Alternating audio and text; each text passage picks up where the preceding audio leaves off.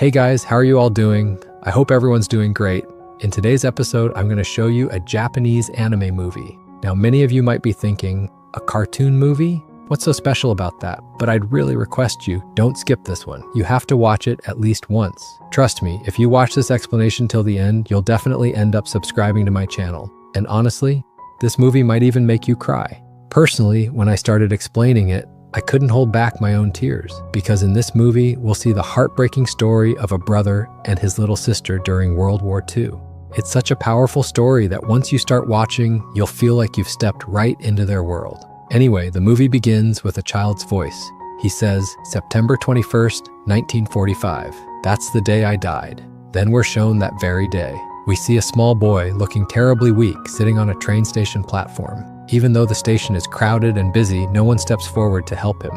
As the boy struggles to take his last breaths, he softly calls someone's name and then dies right there on the platform. A while later, the station cleaners arrive, but when they see the boy's dead body, they show no mercy or sadness, nothing at all. One of the workers finds a small tin box near the boy, and this tin box is actually one of the most important things in the entire movie. The cleaner opens it, hoping to find something valuable, but it's empty. No money, no jewelry, nothing worth keeping. So without a second thought, he throws the box away. It lands a little distance away and pops open, revealing that it was a candy tin. Tiny bits of candy spill out onto the ground. Just then, a young girl appears. This is the same girl whose name the boy was whispering before he died. Her name is Setsuko, and that boy who died was her older brother, Seita. When Setsuko's spirit tries to go near her brother's body, Seita's spirit gently stops her. And in that moment, we realize they're both dead. After all their pain and suffering, the brother and sister have finally found peace. And then the story takes us back in time to show us what really happened to those two children. We see that World War II is raging on and American planes are attacking everywhere. Bombings from the sky have become almost a normal daily thing. As soon as the explosions start, people run for their lives toward the fire shelters. But before they leave, everyone hides their most valuable belongings underground, hoping that once the air raid is over, they can come back and find them again. In the middle of all this, we see the two kids. Their mother had already left for safety, but Seita and his little sister were still packing up. They thought they had a little more time. While getting ready to leave, Seita notices his father's photo. From the uniform in the picture, we understand that his father was a naval officer. Seita carefully takes the photo with him. Just as the two children are about to leave for the shelter, the air raid begins. They're a little too late. Chaos breaks out all around them. A while later, when the bombing finally stops, they see something strange. Black rain falling from the sky. The whole sky is filled with dust and smoke, and as the rain falls through it, it turns dark and grimy. Because of the attack, the little girl starts feeling pain in her eyes. The whole area looks terrifying. Fires everywhere, destroyed homes, and people crying, searching for their loved ones. Some are calling out for their mothers, others for their fathers, and many are realizing their families are gone forever. Then an announcement comes. The wounded are being treated at a school on the edge of the city, so anyone who's injured will be taken there. Seita takes his little sister to that school for treatment. As soon as they arrive, a man walks up to Seita and says, "Your mother's in very bad shape. You should go see her." So Seita goes to the doctor, and the doctor shows him a ring and asks, "Is this your mother's ring?" Seita quietly says, "Yes." Then the doctor takes him to a woman whose entire body has been burned by the bombing. And there, Seita realizes that's his mother. She's so badly injured she can't even speak. Seeing her like that breaks Seita's heart. He leaves the room and goes back to his little sister. He gives her their mother's ring. When Setsuko sees it, she looks up and asks softly, "Where's Mom?" But Seita doesn't have an answer. He just says, "Mom's in the hospital. She's getting treatment. We can't see her right now." A little later, we see how terrible the situation really is. Their mother had already passed away, but her body hadn't been cremated yet. Worms had already started crawling over her burned skin. Eventually, all the dead bodies are buried together in a mass grave. Meanwhile, Seita and Setsuko travel to their aunt's house in the nearby city. At first, their aunt treats them kindly. She even gives them a small room to stay in. The next day, Seita goes back to their old house and digs up the things they had buried underground, the items they hid before the bombing. Among them is that same tin box, the candy tin. He keeps it close to him carefully. And this is the same tin box we saw at the beginning of the movie. He gives the rest of the things to his aunt. Then his aunt asks, "How's your mother doing?" This time, Seita finally tells the truth. In a low, quiet voice, he says, "Our mother passed away." The aunt looks shocked and says, "Why didn't you tell me earlier?" Seita answers calmly, I didn't want my sister to know. She wouldn't be able to handle it. That evening, after taking a bath, Seita and his sister step outside, and they see hundreds of fireflies glowing all around them. It's the first time Setsuko has ever seen fireflies. She's never been to the countryside before, so she's amazed. Seita catches one and gently places it in her hand. Later that night, while the two of them are relaxing in their room, their aunt walks in and says, "You shouldn't just sit around. You should be doing some kind of work instead of staying home."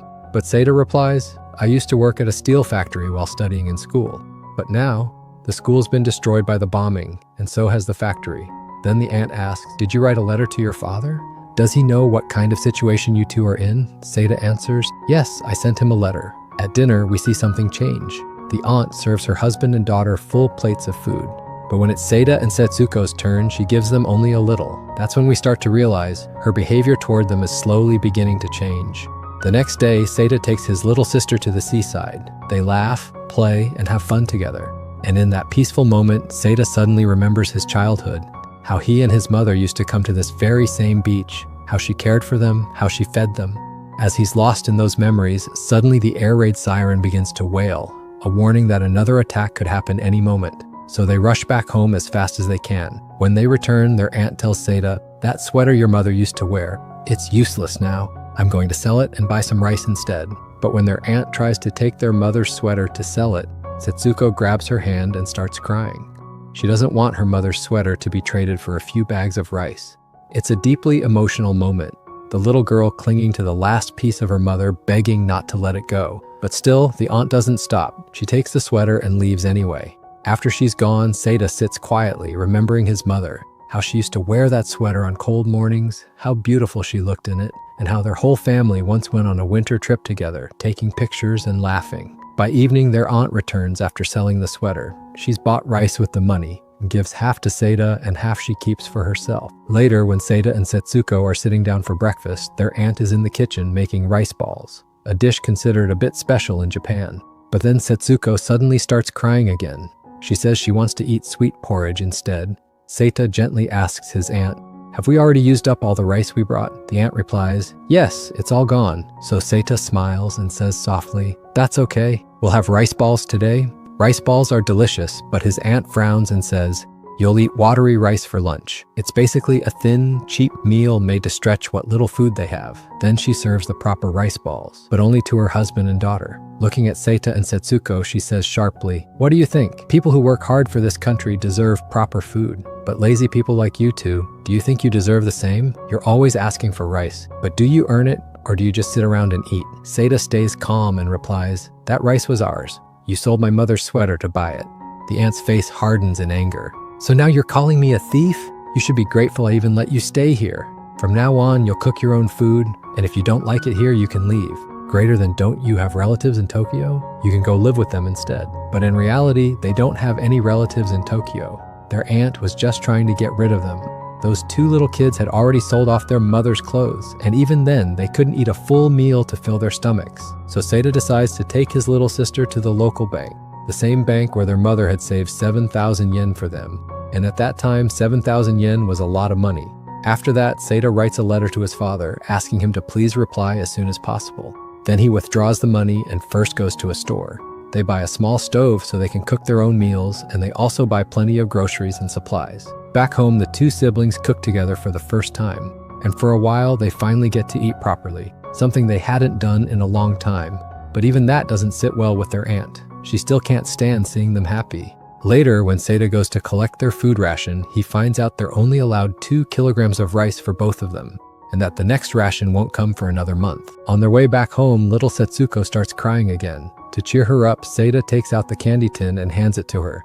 But when she opens it, no candy comes out. It's empty. She shakes it again and again, crying harder. Finally, after a few taps, 2 or 3 tiny candies fall out.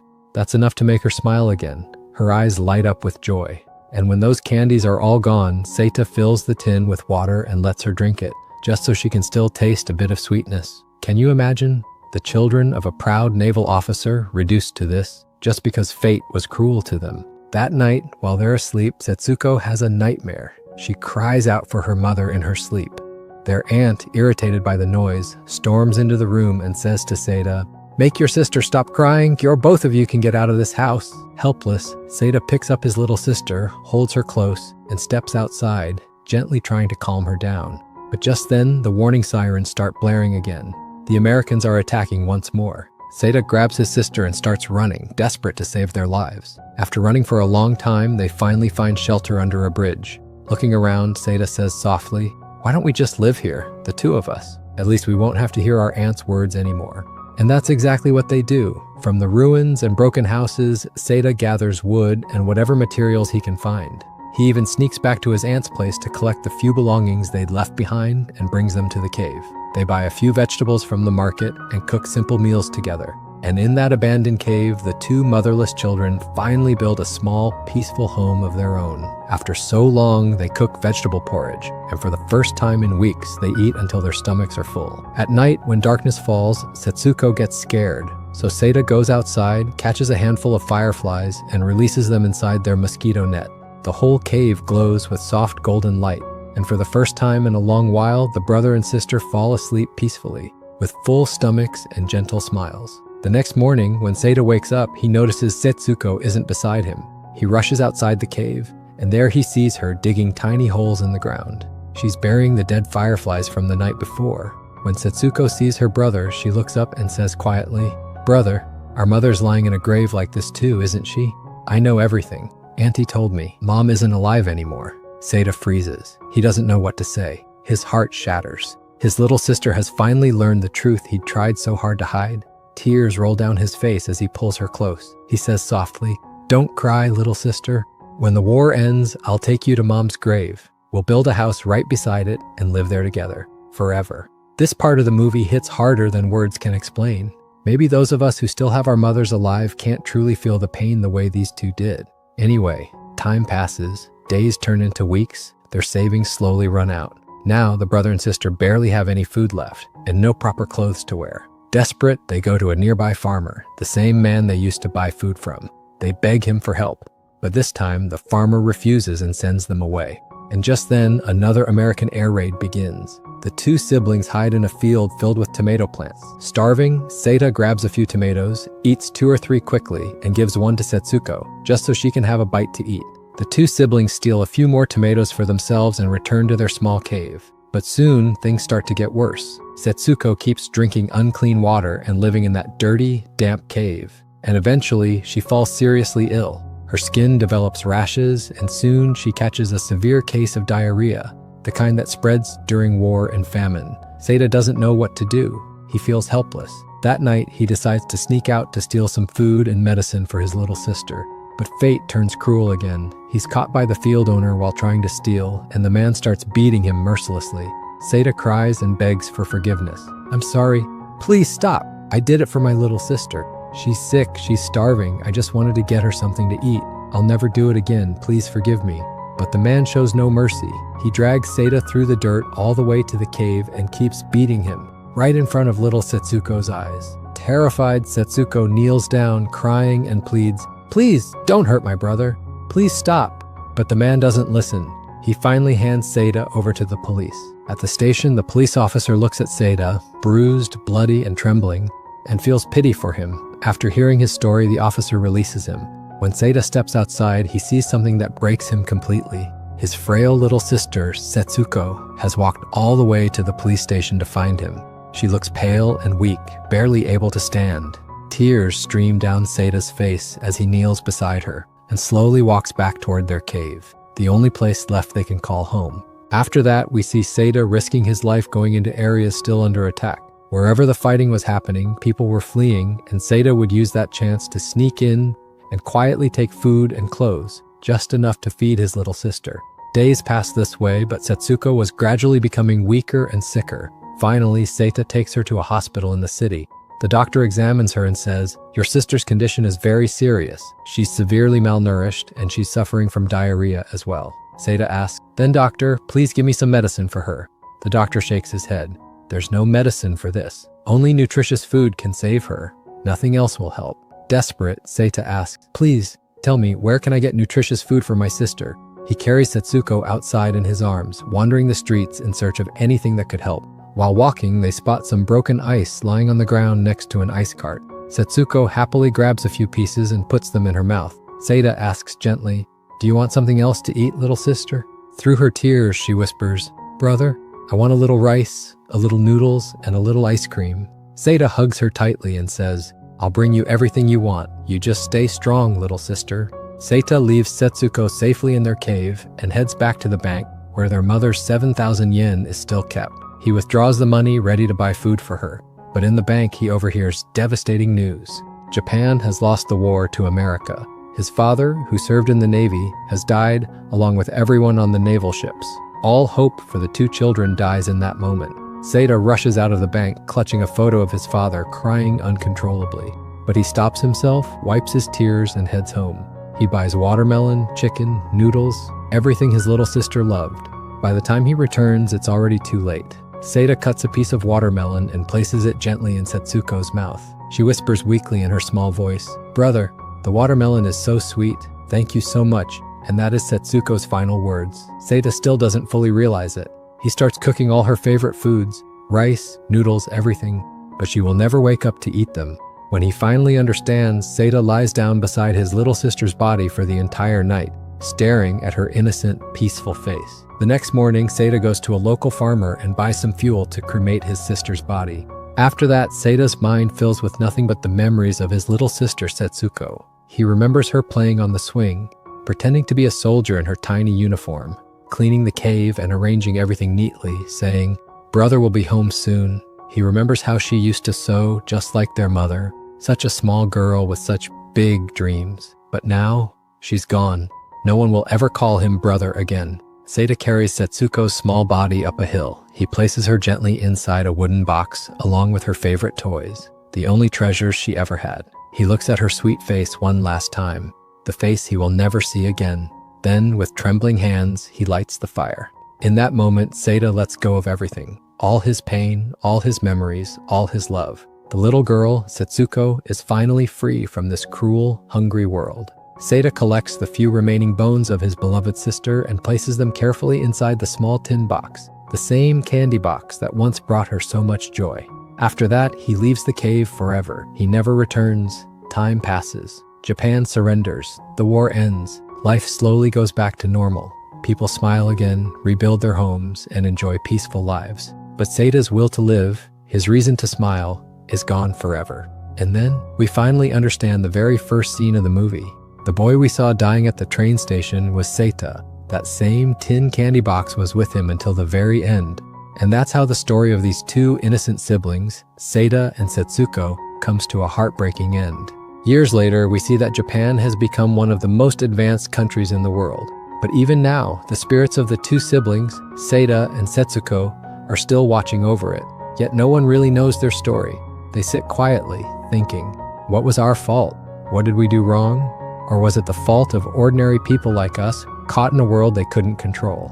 But this movie isn't just the story of two siblings. It teaches us something much deeper. How innocent civilians suffer during war, how their pain is never reported in newspapers, and how no one mourns them. Yet, in the end, they are the ones who bear all the wounds. And with that, there's really nothing more I can say about this story.